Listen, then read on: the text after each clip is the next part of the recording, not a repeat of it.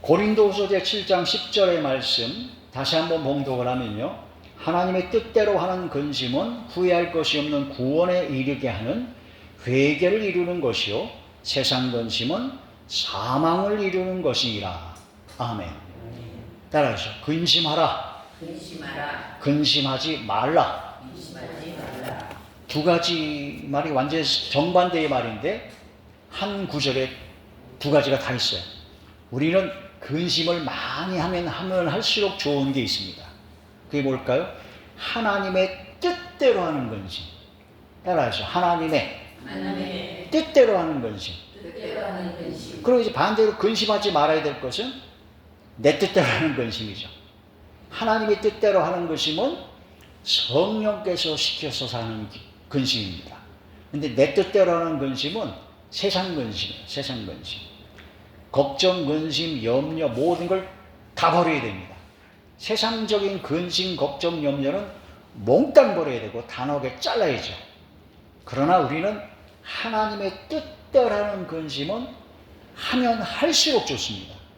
많이 하면 많이 할수록 좋아요. 다시 한번 따라합니다. 하나님의 뜻대로 하는 근심하라. 근심하라. 근심하라. 근심하라. 그 근심을 해야 된다는 거죠.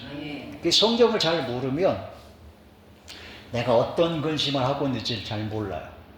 그 어떤 구원파라든가 유사구원파라든가 이상한 데는 회개를 하면은 믿음이 없는 거라고 이상한 헛소리를 하잖아요. 회개하는 것이 제가 보기에는 성경 전체에서 가장 크게 주시는 은혜라고 봅니다. 하나님 앞에 회개할 수 있는 기회를 주신 것이 가장 큰 은혜예요.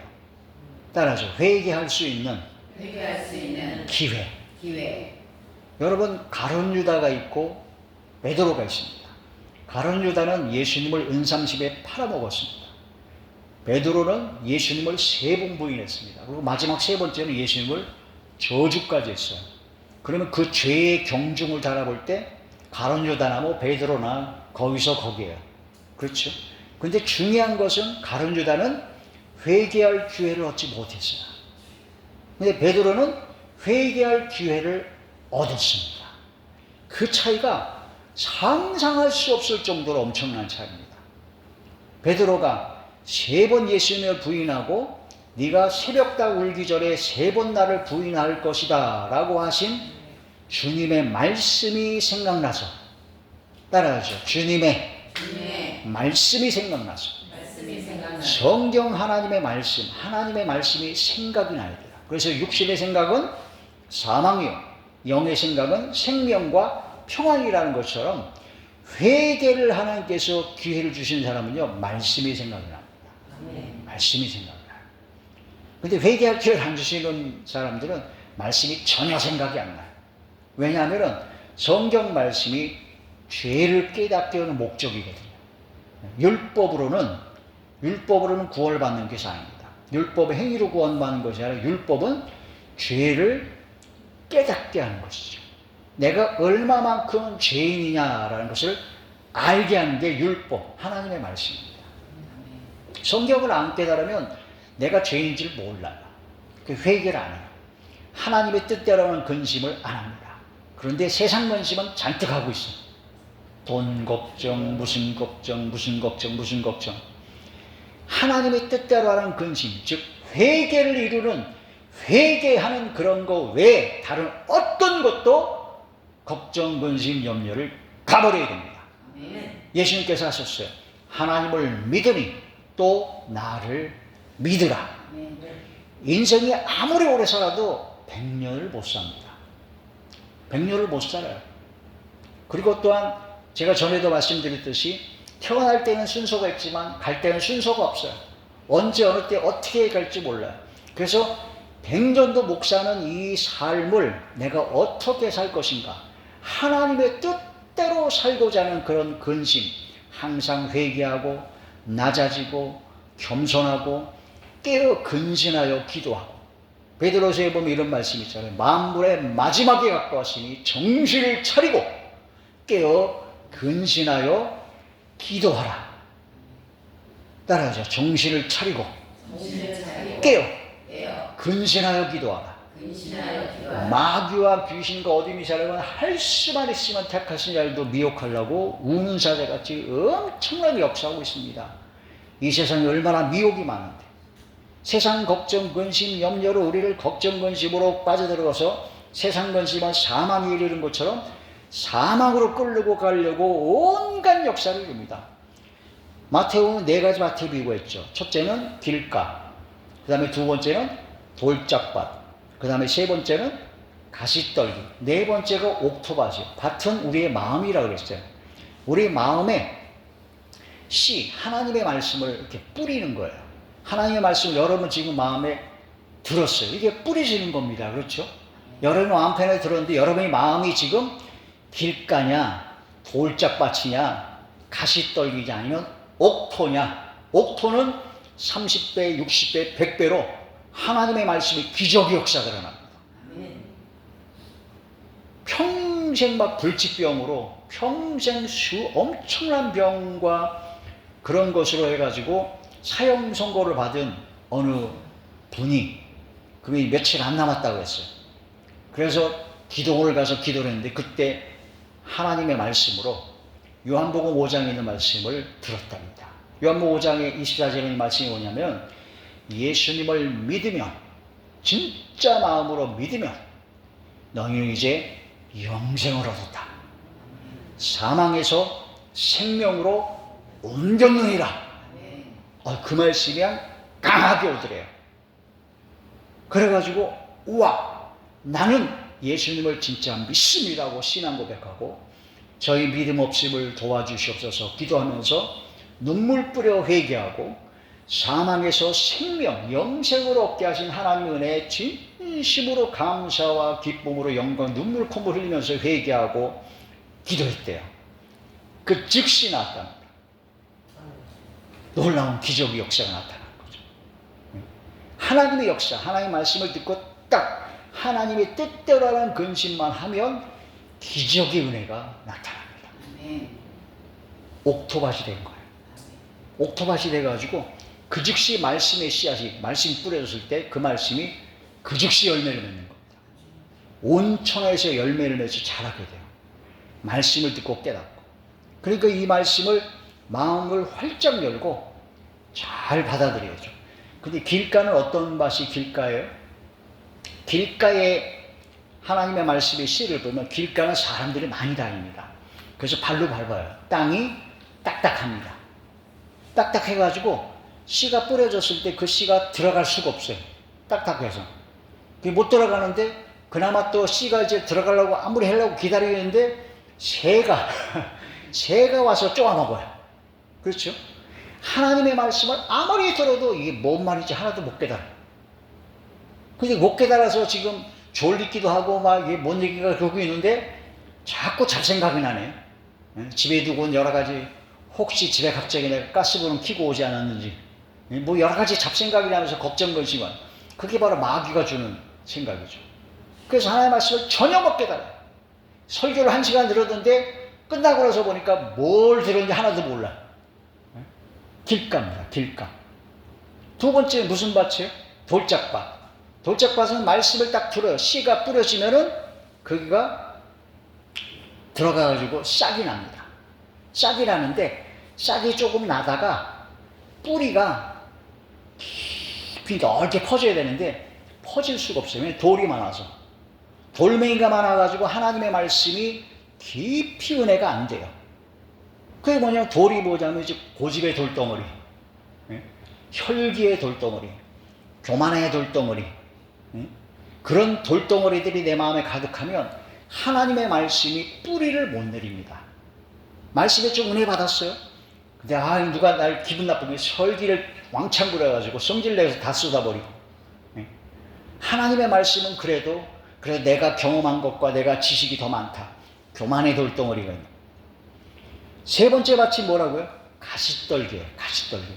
하나님의 말씀이 씨앗이 들어가지고 씨뿌리를 깊이 내려가지고 막 쫙 싹이 나고 자랍니다. 잘 자라가지고 잘 자라는데 위에 가시가 있어요. 가시가 찔려요. 그러니까 가시가 찔리니까 얼마나 아파요. 그러니까 제대로 못 자르고 삐뚤어지게 자라. 삐뚤어지라서 삐뚤어져서 기형아가 돼버려요. 그 열매를 못 맺어. 그 가시가 바로 뭐냐면 세상 염려와 재물의 유혹이라고 했습니다. 따라서 세상 염려와 세상 염려와 재물의 유혹, 재물의 유혹, 돈의 유혹 때문에 그게 바로 가시입니다. 가시. 그 가시 때문에 하나님의 말씀이 열매를 못 맺어. 우리는 길가를 갈아엎어 버려야 되고 돌짝밭을 돌을 다 골라내 버려야 되고 가시떨기는요 그냥 이거 파낸다고 안 돼요. 가시떨기는 어떻게 해야 돼요? 가시밭은 불켜버려야 됩니다. 불을 받아야 돼요. 성령의 불을 안 받으면요 세상 걱정 근심 염려가 안 없어집니다. 성령의 불을 받아야 하나님의 뜻대로 하는 근심인 회개가 터져나오고 그 기적의 은혜 가운데 다 잃어버리고 오직 주님만 바라보는 그때 하나님의 놀라운 기적의 역사가 나타나게 됩니다. 하나님의 뜻대로 하는 근심 얼마나 기가 막힌 은혜입니다. 자, 고린도후서 제 7장 10절의 말씀을 다시 한번 보시면요 하나님의 뜻대로 하는 근심은 후회할 것이 없는 구원에 이르게 하는 회개를 이루는 것이요 세상 근심은 사망을 이루는 것이니라. 여기 보면요 구원에 이르게 하는 회개라고 했습니다. 구원은요 두 가지 개념이 있습니다. 우리가 예수님 믿고 구원받아 사망에서 생명으로 옮겨지는 죽어서 낙원과 채한과 새 땅의 영원한 천국에 들어가는 게 구원이죠. 그 궁극적인 구원을 무조건 받아야 됩니다. 그렇죠? 근데 우리 삶 속에서 구원을 받아야 돼요. 병이 낫는 것도 구원입니다. 문제가 해결되는 것 구원입니다. 우리 모든 어려움과 그런 모든 것이 다 해결되어지는 게 구원입니다. 혈류병을 앓고 있는 여자가 예수님 옷가에 손만 대도 나을 걸 믿고 손만 댔어요. 낫버렸어요. 그 예수님께서 구원을 받았다. 구원을 받은 겁니다. 우리는 영원한 생명의 구원도 받지만 우리 삶 속에서 매일매일 삶 속에서 하나님의 놀라운 역사의 도우심, 형통케 하심, 함께 하심을 맛보며 살아가야 됩니다. 할렐루야. 구원을 이루게 하는 회개입니다. 회개. 이거 회개가 얼마나 기가 막힌 거예요. 회개가 뭐라고 그랬어요?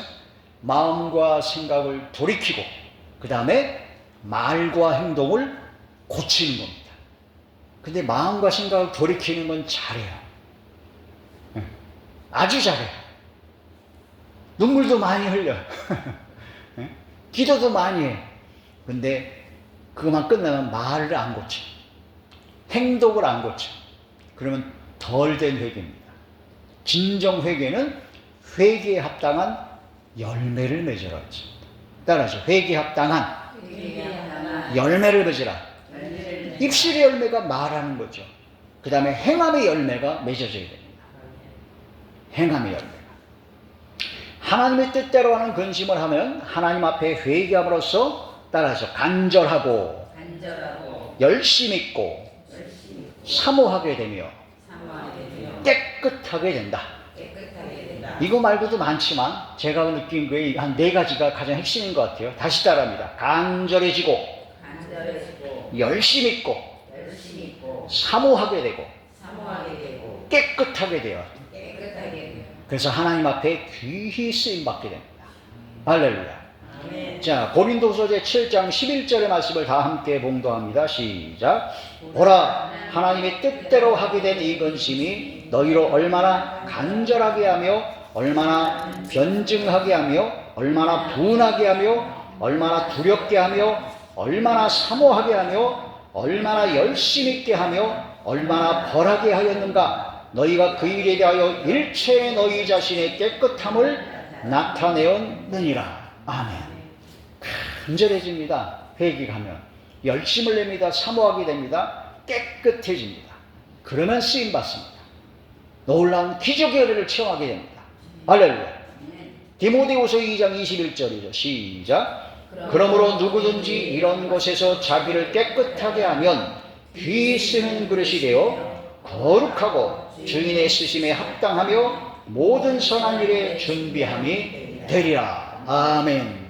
자기를 깨끗하게 하면, 그러니까 하나님의 뜻대로 하는 근심, 구원에 이르게 하는 회개죠. 세상 근심은 모두 버리고 다음 대에 가장 좋은 것만 주시는 하나님만 믿고 전진해야 합니다. 디모데전서 제6장 9절에서 10절이죠. 시작. 부활이 하는 자들은 시험과 올무와 여러가지 어리석고 해로운 욕심에 떨어지나니 곧 사람으로 파멸과 멸망에 빠지게 하는 것이라. 돈을 사랑함이 일만하게 뿌리가 되나니 이것을 탐내는 자들은 미혹을 받아 믿음에서 떠나 많은 근심으로써 자기를 찔렀도다. 일만 악의 뿌리가 되는 게 돈을 사랑하는 것이라고 하십니다. 그럼 결국은 돈을 사랑하는 것 때문에 모든 악이 시작이 된다는 뜻이에요. 세상을 돌아가 보면 다 돈이에요. 다 돈하고 결탁이 다 되어 있습니다. 우리는 돈을 사랑하지 말고 돈을 하나님의 뜻대로 선용을 해야 됩니다. 저는 부자가 되라고 합니다. 부자가. 근데 부자가 두 가지 부자가 있어요. 따라서 거룩한 부자, 더러운 부자. 네. 여러분, 돈이 굉장히 많은 사람이 있는데 굉장히 돈만 많은 사람이 있어요. 돈만 많은 사람이 있어요. 근데 굉장히 부자인데 바로 돈도 많은 부자가 있어요. 그 대표적인 특징이 뭐냐면 돈만 많은 부자는 반말을 합니다. 졸부들이라든가 돈만 많은 교만한 자들은 남을 깔보죠. 근데 돈도 많은 부자는 겸손합니다. 거룩한 부자는요, 나눌 줄 아는 게 부자입니다. 근데 더러운 부자는 자기만 움켜집니다. 누가복음에 그랬잖아요. 농사를 졌는데 엄청나게 소출을 얻었어요. 그래서 창고를 짓고 또 하나 짓고 또 하나 짓고 그래가지고 그냥 자기 영혼한테 그래요. 이제는 내가 아주 풍성하니까 편안하게 쉬자. 그랬더니 하나님께서 뭐라고 그러세요? 응? 그 부자한테 뭐라고 그랬어요? 네가 쌓아놓은 재물 그렇게 많냐? 내가 오늘 네 영혼을 걷어가겠다. 그럼 네가 쌓아놓은 재물이 누구 것이 되겠냐고. 그래서 하나님께 부여하지 못한 자들의 말로가 그렇다고 합니다. 그러면 돈만 가지고 얘기한 것이 아니라요, 내가 갖고 있는 모든 재능, 내가 갖고 있는 모든 힘, 건강, 그런 모든 것을 가지고 나눠주고 베풀고 선을 행하는 사람은 거룩한 부자입니다. 건강이 굉장히 좋아요. 건강이 아무리 좋은데 그 건강을 가지고 지멋대로 죄를 지는데 쓰는 자는 건강에 더러운 부자예요.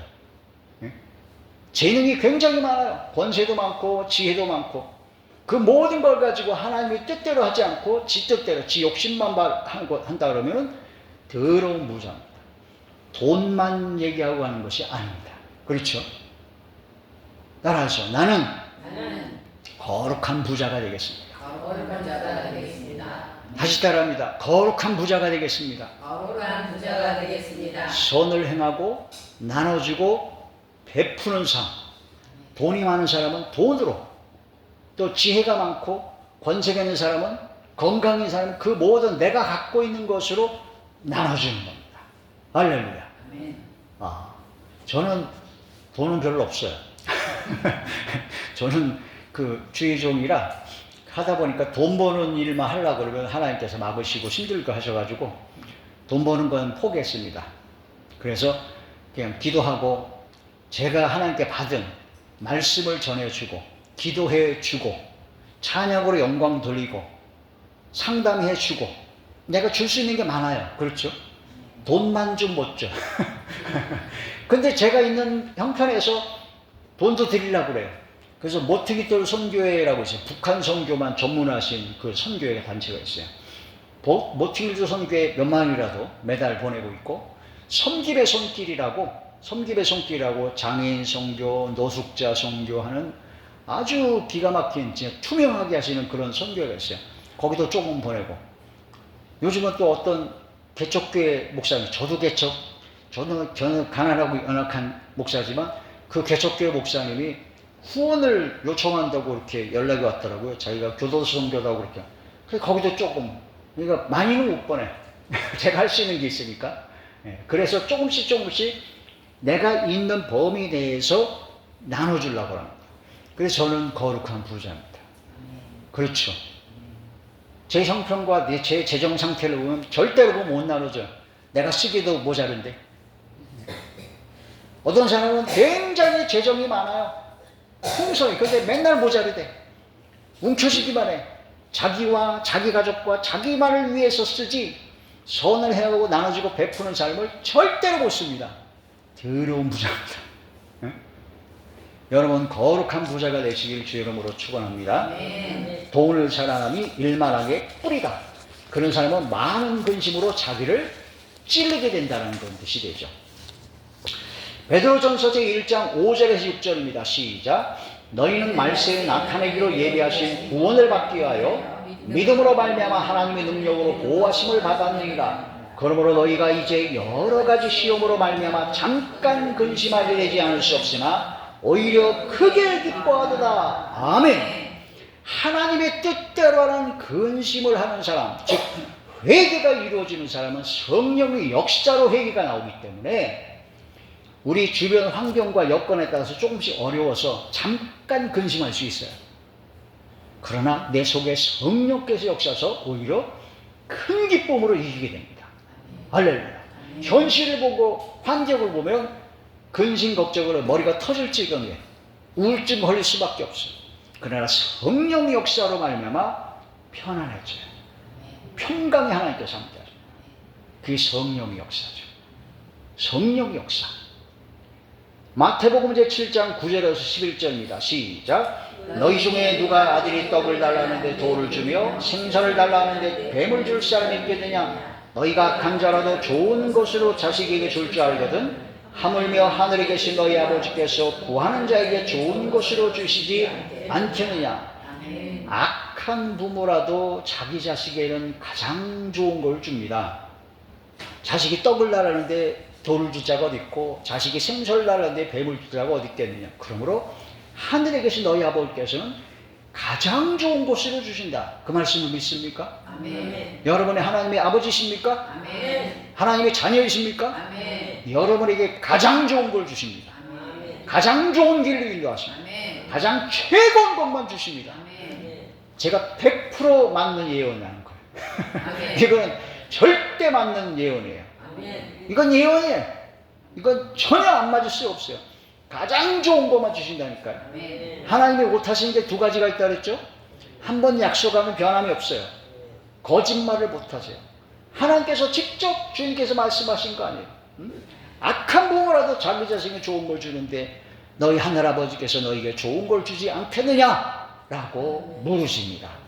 그러므로 우리에게 닥친 모든 환경과 여건의 그런 모든 걱정, 근심, 염려는 잠깐 근심할 때 될 수 없으나 평안과 기쁨으로 이길 수 있다는 겁니다.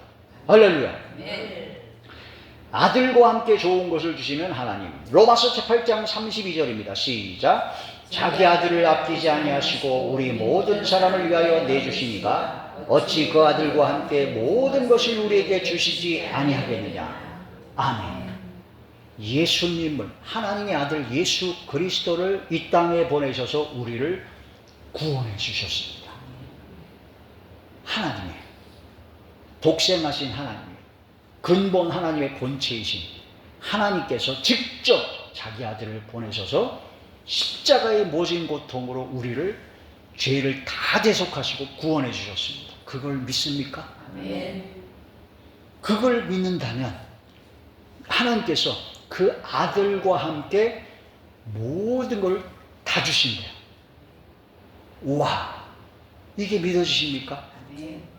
예수님을 보내신 것처럼 예수님과 함께 모든 것을 다 주신다는 거예요. 상상할 수 없는 엄청난 역사죠. 그러니까 현재 우리에게 나타난 환경과 여건 속에 있는 걱정, 근심, 염려는 걱정할 필요가 없다라는 겁니다. 네? 하나님께서는 다 주십니다. 따라서 너희가 받지 못하면 너희가 받지 못하면 왜 못 받는다고요? 네? 구하지 않는 구하지 아니하며 네? 구하지 아니해서 못 받는 거예요. 구하지 않아요. 하나님께서는 다 주신다고 했는데 몽땅 다 주고 가장 좋은 곳으로 가장 좋을 때 가장 최고한 걸 준다고 그랬는데 하나님께 안 구해요. 구하긴 구하는데 조금 구해요. 하나님께 기도가 쌓여야 돼요. 응답이 돼요. 요한계시록 8장이나 6장에 보면 하늘 보좌 재단에 금향로가 있어요. 그 향로에 우리의 성도들의 기도가 향이 돼서 쫙 천사들의 손에 올라갑니다. 거기에 부어요. 거기 가득 차면 부어내시는 겁니다. 하나님의 역사가 기도에 분량이 차야 돼요. 예? 간단하게 오늘 밤 뭐 먹을까요? 뭐 그런 거 기도하는 건 뭐 간단하게 기도하고 해도 돼요. 그러나 심각한 기도가 제목이 있잖아요. 병낫기를 구하다든가 또 문제가 해결되기를 원한다든가 그러면 기도의 분량이 차야 됩니다. 작정해서 기도하고 기도를 깊이 하고 응답 받을 때까지 기도를 해야 되는 거예요. 근데 기도를 조금밖에 안 해요. 하다 말아. 그러니까 못 받는 겁니다. 하나님은 기도 응답을 이미 다 해줬어요. 약속을 해줬어요. 아니 예수님을 내가 너에게 줬다. 아들을 줬다. 아끼지 않냐고 내 아들 하나님의 아들 예수 그리스도를 줬다. 예수 그리스도 하나님의 아들과 더불어 모든 걸 주지 않겠느냐라고 약속을 하셨습니다. 이미 다 응답을 주신다고 약속하셨어요. 그러니까 너희가 기도해라. 너는 내게 부르짖으라. 내가 내게 응답하겠고 내가 알지 못하는 크고 은밀한 일을 내게 보이리라. 할렐루야. 부르짖어 기도하면 됩니다. 간절히 구하면 됩니다. 인내로 구하면 됩니다. 언제까지? 응답받을 때까지. 무조건 됩니다. 응답이 확실하게 결정된 상태에서 우리는 기도하는 거예요. 이거 기도해서 될까 안 될까 그거 걱정할 필요가 없어요. 하나님은 다 주신다고 했기 때문에 예수님께서 다 이기셨습니다. 승리하셨습니다. 우리도 승리합니다. 마귀와 귀신과 어둠의 모든 세력과 다구로 다 이길 수 있습니다. 예수의 이름으로 성령의 검 하나님의 말씀으로 승리할 수가 있습니다. 이겨놓은 싸움을 이기는 거예요. 할렐루야. 반드시. 그래서 우리는 오직 하나님의 뜻대로 하는 근심만 하고 세상 근심 염려는 다 버려야 된다는 겁니다. 이 말씀이 믿어지면 마음이 편안해집니다. 이 말씀이 믿어지면 기뻐집니다. 안 믿어지면 편안하지라. 안 믿어지면 별로 기쁨이 없어. 에이 저거 성경은 참 좋은 말이요. 그래 나하고는 상관이 없어. 그런 사람이 부지기수로 많습니다. 교회 안에. 옥토밭이 적습니다. 여러분 마지막 때가 노아의 때와 같다고 그랬어요. 소돔의 때와 같다고 그랬어요. 구원의 방주에 들어간 사람이 몇 명이라고요? 8명입니다. 8명. 진짜 구원받은 사람이 적습니다. 대충 어떻게 안 될까 해서 대충 세상 사람과 똑같이 살다가 그냥 교회만 한 일주일에 모여 와서 한다 그래가지고 구원받았다 착각을 하고 가스라이팅 당하면 큰일 납니다. 진짜 믿음으로 구원받아야 됩니다. 저는 사도 바울의 이 말씀에 완전히 꼬꾸라졌습니다. 사도 바울이 이런 고백을 했어요. 내가 복음을 전파한 후에 버림을 받을까 두려워하여 내가 나를 쳐서 복종한다. 와, 그 말씀에 저는 충격을 받았습니다. 사도 바울이 누군데요? 그런 분이 버림을 받을까 봐 복음을 전파하고 막 기적이 역사를 하니까 내가 교만해질 수가 있기 때문에 교만하면 버림받는다는 걸 알았기 때문에 사도 바울은 항상 자기 자신을 낮추고 겸손하고 하나님의 뜻대로라는 근심인 회개하고 낮아지고 겸손해졌습니다. 그런 분이 그런데 우리는 더 정신을 차려야 되겠죠.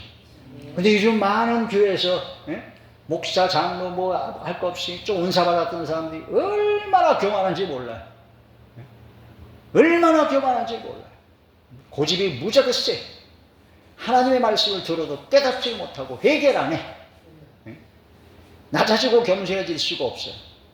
교만하니까.